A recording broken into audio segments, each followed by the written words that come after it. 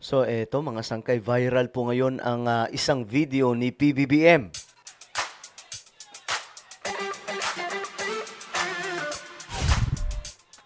Aba, akalain mo mga sangkay na ginulat ni PBBM yung maraming mga nanunood mga sangkay, kahit po yung mga kababayan natin, sa isang interview kasi, no? Nagpakitang gilas ang presidente. O walang kodigo mga sangkay, diretsahang sagot sa mga katanungan. At dito nakita mga sangkay kung gaano katalino, kagaya ng kanyang ama, itong si BBM.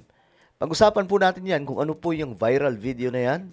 Anyway, bago tayo magtuloy-tuloy sa mga hindi pa po dyan nakakapag-subscribe sa ating YouTube channel, okay, tayo po ay 1.6 million subscribers na. So kung gusto mong mapabilang sa patuloy na dumaraming mga solid sangkay, makikita nyo po yung subscribe button sa baba ng video na to.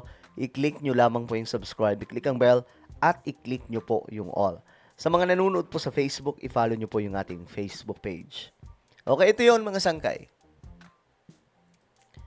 Ito yung bigla ang tanong, no? Nagumulat mga sangkay sa napakaraming mga nanonood. Ito ay usapang ekonomiya.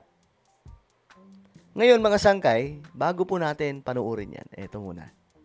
Panuorin po muna natin to, si VP Sara, okay? Happy World Pandesal Day sa inyong lahat. Pakinggan nyo lang kung paano siya mag-speech, ha?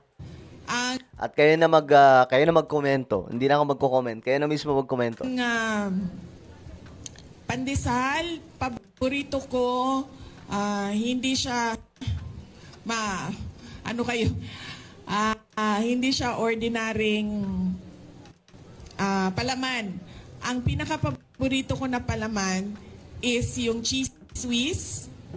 Cheese Swiss. Tapos, yung daing. Bulad sa Bisaya. Yung daing. Boneless na siya. Tinatanggal ko siya sa mga buto. Tapos, nilalagay ko siya doon sa loob. Okay. Okay. Hindi ko pala napakita sa inyo. Ito yun. Ito yung video na yun, mga sangkay. Ngayon, ito na. Pakita ko sa inyo. Ito yung video ni PBBM na viral ngayon. Okay? Pakinggan nyo po mga sangkay. Kasi marami na ito, mga nakakat ng mga video. Mga sangkay. Mga 1 minute, 2 minutes. Pero ito, hinanap po natin yung mahaba-habang video. Pakinggan po natin. Well, thank you very much, Mr. President, for your remarks and obvious support of investment in the Philippines. In your speech, you discussed the fact that the Philippines is now allowing full foreign direct ownership in companies providing public infrastructure. How important is foreign direct investment into achieving those economic plans of yours, Mr. President? Ito magandang pag-usapan to kasi alam nyo, lagi naman po natin na pag-uusapan yung patungkol sa paano mapapayaman ang Pilipinas. Yayaman ang Pilipinas sa pamamagitan po ng foreign direct investment. Yan po yung nagpayaman sa China, Singapore, and many other countries, mga sangka na sobrang yayaman ngayon. Ngayon, ito po yung ginagawa ni PBBM. Ino-open niya lahat sa Pilipinas na magsipasukan yung mga investor sa ating bansa. Kahit hindi pa po natatanggal yung 60-40, pero sana po matanggal na yan. Ngayon, ito pakinggan po natin kung paano sumagot si PBBM. Well, It should be on. Walang kodigo yan, guys. certainly, as we attempt to transform the economy, and I use the word transform because it is my belief that the way to bring our economies back to the level of activity that we enjoyed before the pandemic, we have to understand that the global economy has changed. And we have to position ourselves, certainly, to be able to take advantage of those changes, to have a head start in the new economy that we are still, as of now, starting to form globally.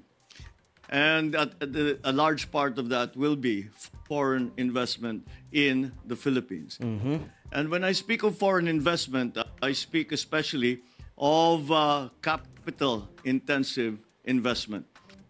Because although we have our GDP, if we look at our GDP figures, a great deal of the contribution to GDP has been in our service sector. And therefore, we think that it is manufacturing, the area of manufacturing where we can still do a better job. And this is one way, the foreign direct investment, capital-intensive investment is also something that we are going to actually to need for us to be able to achieve the targets that we have set for our economy, have set for our country. And it is going to be key as we are trying to define or determine the mix between loans and capital-intensive investment. So the part that capital-intensive investments play is going to be a very important aspect of this transformation of our economy that I speak of. So Grabe, no? Ganyan magsalita si BBM without ano yan, kodigo. Di ba may mga speech siya, mga sangkay? Kasi nauuso ngayon yung ano, yung may, ano ba tawag doon? Teleprompter ba yun? Tawag doon, mga sangkay, yung nasa harap mo. Makbababasa mo yung sinasabi mo. Usong-uso yan ngayon, mga sangkay, sa mga speech ng mga CEO, o di kaya mga vice president, chairman, o di kaya, eto, mga sangkay, presidente. Usong-uso yan ngayon. Pero si BBM, kahit wala pong kodigo, tingnan po ninyo kung magsalita, mga sangkit, nang dire-diretso po siyang sumasagot, mga sangkay, sa katanungan. that is a large part of what we are doing here. And that is why when I came here to New York, ostensibly, first of all, because we are attending I will be speaking before the UN General Assembly tomorrow, but I also brought the whole economic team of the government, of the cabinet, with us. And again, the private sector business leaders also are here with us, precisely to show and explain once to our prospective investors where the Philippines is headed, what changes we have made so that investment will be more profitable and more attractive for foreign investors, especially coming from the United States. So it plays a central role in all that we are planning to do for our economy. It is, once again, something that we recognize in government we have a part to play in. We have to fundamentally restructure the bureaucracy, the government. We listen to the chambers of commerce that tell us what are the obstacles that they find that in their way, such as the ease of doing business, the prices of energy, all of these and these other legislative guarantees that investors are looking for. And I believe we are headed in the right direction. And I believe that if we continue down this road and we are able to attract investors to this new investing climate that we are starting to create in the Philippines, then I believe that with the role that foreign direct investment will play, I think we could succeed. But that just illustrates how important we consider that investment to the transformation of our economy. Okay. Kita nyo, mga sangkay, sumagot ang ating presidente. No? Alam nyo, magandang mga sangkay, kasi marami ang hindi nakakaalam na itong presidente natin ngayon, mga sangkay, gumagawa po talaga siya ng pamamaraan para po yung mga investor pumunta po sa Pilipinas at magnegosyo. Mga sangkay, yung mga dayuhan. Kasi alam nyo, yung magpapayaman sa Pilipinas, hindi po yung tayo-tayo lang. Kaya nga nakakatawa yung isipin, hindi po pwedeng pumasok ang iba. Dapat tayo lang. No, hindi po tayo lalago kapag ganun, mga sangkay. Yung mga ganyan, sinubukan na po yan ng ibang mga bansa. Pero hindi po sila lumago. Kita niyo mga sangkay? Si Lee Kuan Yew ng Japan, Singapore.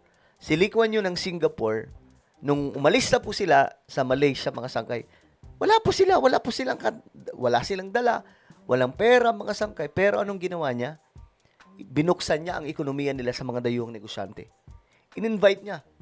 At doon nag-umpisa na yumaman ang Singapore. Kasabay po nun yung mga striktong pulisiya. No? Pero maluwag sa mga dayuhang negosyante. Ganun po ang sinasabi ni BBM na nakikinig kami sa mga negosyante. Kung sila ba ay, kung kamusta, okay ba yung pagpasok nila dito? Nahirapan ba sila? May nangikil ba sa kanila?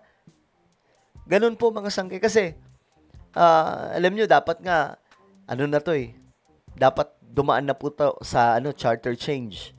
Yung pagtanggal po sa economic restriction sa ating bansa. Like, for example, yung 60-40, dapat tinanggal na po yan at pinaluwag na po yung pagpasok ng mga dayuhang negosyante sa ating bansa. But since, ang Senado po yung balakid, ginagawan po ni PBBM na lang ngayon ng pamamaraan, sistema para po yung mga dayuhan, pagpunta dito, pinupuntahan ni PBBM kahit sa Amerika, mga sangkay. Para po talagang makita nila na open na yung bansa namin. Hindi nyo na kailangan nalalahanin yung constitution. Okay na yung bansa namin sa mga negosyante. At dito pa lang mga sangkay, alam nyo, kapag ka nagtuloy-tuloy ito, makikita po natin lalago ang ekonomiya ng Pilipinas. Alright? Medyo mahaba-haba ito mga sangkay. Ayan po, 14 minutes po ito eh. Pero sobrang galing po talaga niya dito sa magot ni BBM. No? Malayong malayo sa... Alam niyo na siguro ang ibig ko sabihin. Ano ba ang inyong opinion? Comment down below. Mayroon po tayong YouTube channel. Ito po yung Sangkay Revelation. Hanapin niyo po ito sa YouTube ngayon din. Kapag nakita niyo na, i-click niyo po yung subscribe. I-click ang bell at i-click niyo po yung all. Ako na po yung magpapaalam. Mag-iingat pong lahat. God bless everyone.